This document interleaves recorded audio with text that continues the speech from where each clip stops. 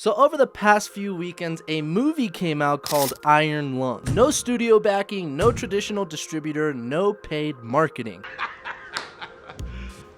You serious? And it still became the #1 movie in America despite a Disney-backed film also releasing called Send Help. And Hollywood was not happy with that. In fact, they were so mad or scared that Iron Lung just mysteriously vanished from the top 5 list. Not because it was underperforming or anything, it just quite literally disappeared. Or as Andrew Tate would say, it was a Matrix attack. Anyways, they end up putting it back, and on Monday, guess what? Iron Lung was #1 yet again. Two-time champion! Let's put this into perspective for a second, okay? Iron Lung was made for like a budget of $3 million, I believe, and it still grossed like over $20 million at the box office with zero marketing while going toe-to-toe with a $40 million Disney release. That's remarkable. And I'm sure most of you already know who Markiplier is because, oh my god, the man is massive on YouTube. He's got like 38 million subscribers and he's mostly known for his horror game playthroughs, which, by the way, the Slender Man playthroughs are still some of my favorite YouTube videos of all time. Shout out to those videos. The same pillars I was just at! But lately there's been this trend where like YouTubers are now becoming filmmakers. We just had Shelby Oaks last year from popular YouTuber Chris Stuckman, and before that there was the Rocka Brothers with Talk to Me, and they did bring her back recently. And this is not me throwing shade towards them, they are talented in their own ways, but what Markiplier did is on a completely different level. My dude starred in the movie, wrote the movie, funded it, produced it, marketed it, distributed it. I'm not trying to be a dick in any way, but let's be fair here. Chris Stuckman's movie was picked up by Neon, a very big studio, and it was produced by Paper Street Pictures and executively produced by Mike Flanagan's company. Guys, Mike Flanagan is a massive name in horror. Like, to have that on your side is not the same as Markiplier's situation. We can even go further. Talk to Me was backed and distributed by A24, literally one of the biggest, most popular studios nowadays. Markiplier had none of that, okay? We gotta give credit where credit is due. He did everything himself, and somehow it worked. And this movie was not set up for success at the beginning. It was literally just gonna show at like 50 theaters at first, I believe, and then it expanded to over 2,500 theaters, and then eventually it even went international, so it's safe to say this is bonkers. Watching Iron Lung succeed the way it did really stuck with me. Not because it beat Hollywood, but because it showed what real growth looks like. Mark didn't reinvent himself overnight. This movie is the result of years of learning, failing, and understanding his own patterns as a creator. That's something that I've been trying to apply this year too. Instead of chasing some new version of myself, I've focused on building small habits that actually help me understand how I think, react, and create. Which brings me to the sponsor of this video, BetterHelp. BetterHelp makes starting therapy simple. You fill out a questionnaire and can be matched with a therapist in as little as a couple days, based on your preferences and their experience. And if that's not the right fit, you can switch anytime at no extra cost. If you're trying to grow without burning yourself out, then click on the link in the description below, or simply go to betterhelp.com/Enzo the Outlaw to get 10% off your first month of therapy. And as always, thank you BetterHelp for sponsoring this video. The part that genuinely blows my mind is that he starred himself in the movie, which is a giant leap of faith. I mean, to have no formal acting background, no filmography, just went for it. I mean, the only other example I can think of is Sylvester Stallone in Rocky, because he wrote the movie and starred in it himself. But even then, Stallone had acting experience. He was in a lot of little roles, so that doesn't really count, but he still had theater experience and he studied drama. Like, it's just not the same. And this man just went full steam ahead and kind of knocked it out of the park. And listen, I'm not here to just glaze Markiplier's donut for 10 minutes straight. I have my thoughts on the movie. It's not perfect, but we'll get to that later. I just wanted to emphasize how important this accomplishment is, not just for him,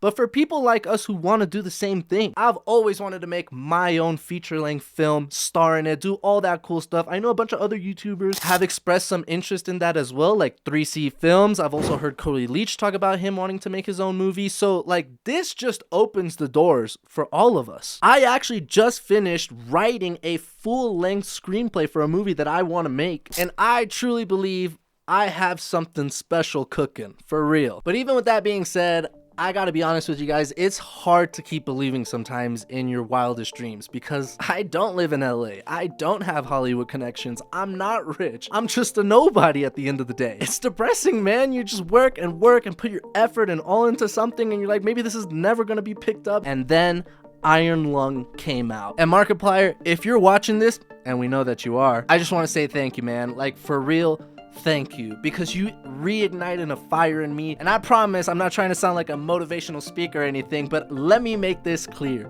I will never give up. You know why? Because people don't remember the people who played it safe. Stories are made about people who didn't take risk and didn't take a chance. The best stories are about the underdogs, the people that have nothing and made something about themselves, the people that were told no their entire fucking life and they still kept going. And it's easy to talk and get passionate on a microphone in front of a camera and then you put a TikTok clip with nice motivational music, but I promise you, I have been grinding. 2 fucking years going to Starbucks looking like a goddamn weirdo, sitting there for 4 fucking hours, drinking 1 cup of coffee, getting 1 refill, writing, send it in for script notes, get the script notes and say that was trash, and then go again and write, and then making YouTube video after YouTube video, and no views, and no money, and no success, and no fame, and you keep fucking going, you just keep going, and I will never ever fucking quit. Let me calm myself down. But Markiplier, if you ever want to make another horror movie, which I'm sure you do, but this time make an original piece, not based off an already existing property like games. I'm talking about making a fucking classic, making an Alien movie or a Predator movie, like just a fucking classic. I got a fully written script, revised, it's at its best, that I think you would absolutely love.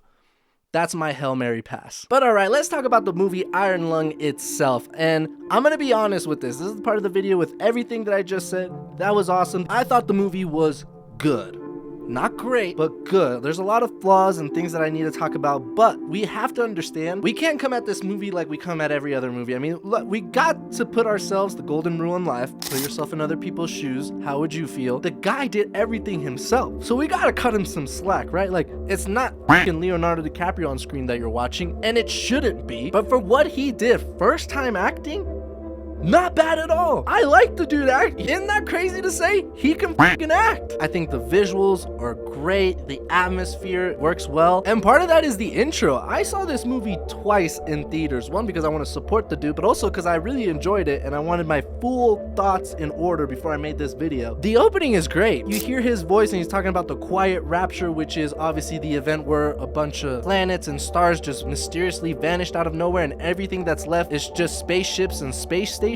I loved hearing his voice explain that, and then we see Iron Lung and the blood, and he's talking about the blood moons. Already, I'm in. And the movie quite literally takes place all in one setting, which is this submarine which Markiplier is in, and you hear these voices on the intercom, and that's pretty much it. That is extremely hard to make entertaining for the audience. I'm not saying it's impossible. It has been done. If you guys seen a movie called Phone Booth with Colin Farrell, directed by Joel Schumacher, that's a fantastic movie, and it all takes place in a phone booth. But then again, we're talking about a high-level actor in Colin Farrell, a great director in Joel Schumacher. Let's forget about the Batman and Robin movie, but he's a good director. So obviously you cannot compare the two. And that's one of the criticisms I have with the movie. It does get a little bit boring. Like the first time I saw this, I'm not gonna lie, I was checking my phone a lot. I was kind of falling asleep. Like there's no reason for this movie to be 2 hours and 7 minutes long. Someone should have told them, someone should have been like, yo, let's cut 30 minutes out of this movie. I believe it would have been great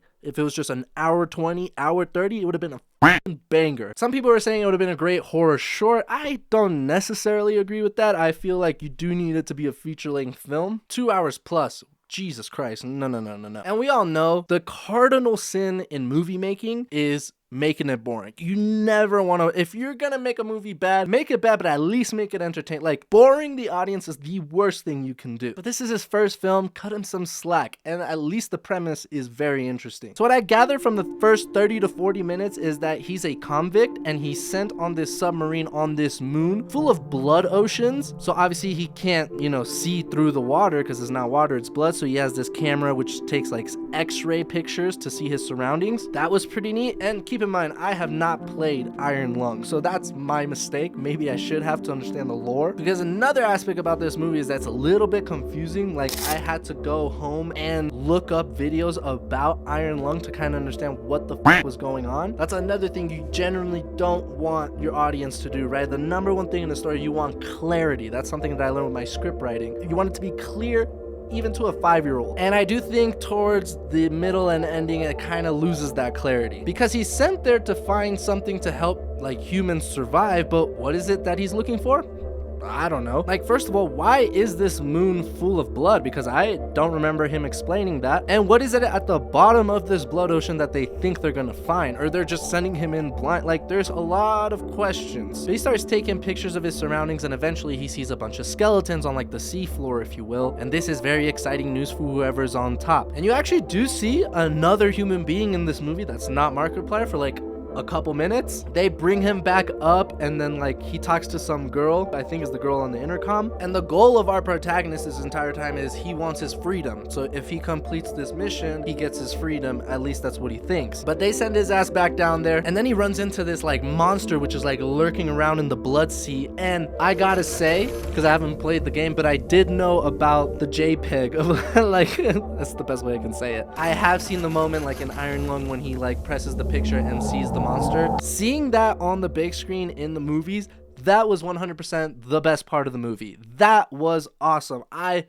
love that scene. Him dropping his crayon, seeing his face, seeing his fear, and then seeing the monster. Oh my god, that was a very effective moment. And when this underwater monster attacked his ship, it kind of severed its communication, so he's trying to like just maneuver this ship, and they tell him that he's the first one down there, but he does come across another submarine, and he's like, what the f? I thought I was the first one down there. And if I'm not mistaken, I think he retrieves the black box of that submarine, and it kind of tells him like, this isn't a mission, this is an execution. And he somehow gets connection back with the intercom. This is where it gets a little bit confusing, because it starts diving into cosmic horror. And I'm not gonna lie, there's a point in the movie where I don't know if he's talking to the person on the intercom or the person from the other submarine, or if the voice is even real, if it's just in his head. At some point, I think it's in his head. But one of those three girls start talking to him about this light, and like it's gonna be their salvation or something like that. And it gets kind of creepy. And probably the second best part in the movie is when he has his cosmic horror vision, which is just a pool of blood that he's in. He's seeing like the skeleton sink in, and then this big eye talking to him in like a godlike voice. It is very immersive, very cool. I might be butchering the lore or the story, so please comment down below if you know exactly what happened, but that's one of my issues. I've seen the movie twice and I still can't piece it all together. That's a problem. But whatever this godlike cosmic horror entity that's getting into his head and those voices, he gets like ultra mad, and he takes like a stick and starts whacking his own ship, I guess to self-destruct, ends up killing the big creature in the way, because the creature like bites his submarine and then it explodes, and that's kind of the end of the movie. Listen, not the best horror movie or cosmic horror movie I've ever seen. Definitely has its flaws, but for his first time at everything, quite literally, writing, directing, producing, starring, acting, like, this was fucking good. I mean, god damn it. Give Markiplier his flowers. Jesus Christ. Phenomenal in terms of that. Phenomenal job. And I'm sure he's only going to get better. So I would love to see what he does next. I'm definitely going to support him even more after this. But that's going to be it for today's video. I hope you guys enjoyed it. As always, I do have a Patreon. If you guys want to see watch along movie commentaries, we can even watch Iron Lung once it comes out on streaming. Let me know what you guys want to see next down in the comments below, and I'll catch you guys on the next one. Peace.